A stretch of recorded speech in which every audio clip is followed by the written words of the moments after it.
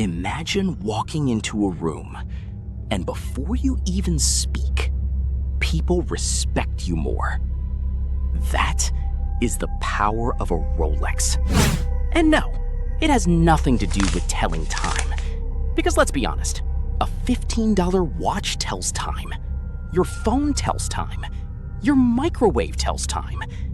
So why would someone spend $10,000, $50,000, sometimes hundreds of thousands on a Rolex?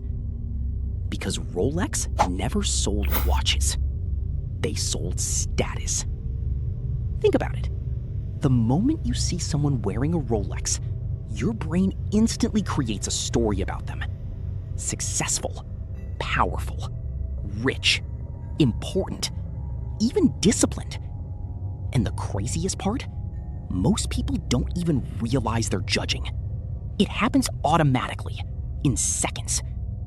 That's because human beings are wired to notice status. We always have been.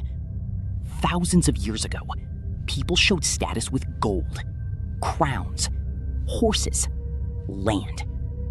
Today, we use brands. And Rolex became one of the strongest status symbols on Earth. But here's where it gets dangerous.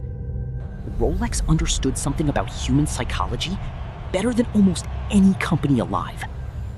People do not want what is available to everyone. They want what feels exclusive. That's why Rolex stores sometimes look empty. That's why waiting lists exist.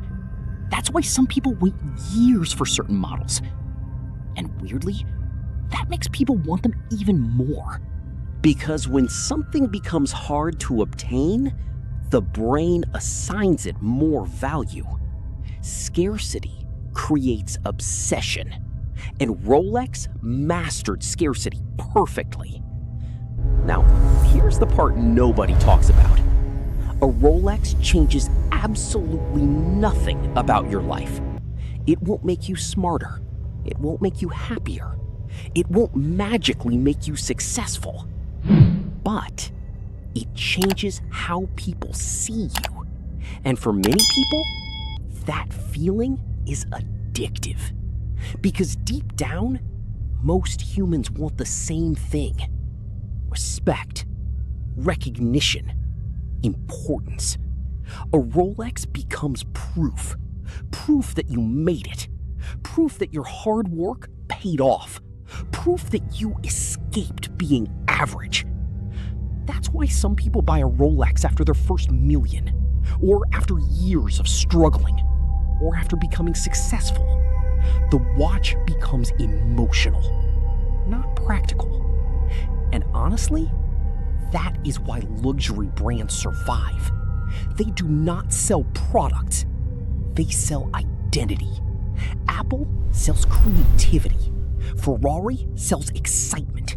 Louis Vuitton sells status. And Rolex sells the feeling of becoming someone important. Now here's the ironic part. A smartwatch is more useful. A phone is more accurate. A cheap digital watch is more practical. But none of those things trigger emotion the same way. Because emotion always beats logic. That's why luxury exists. That's why status symbols exist. And that's why Rolex will probably continue winning for decades. So next time you see a Rolex on someone's wrist, don't just see a watch. See the psychology behind it. Because what people are really buying is not time. It's the feeling.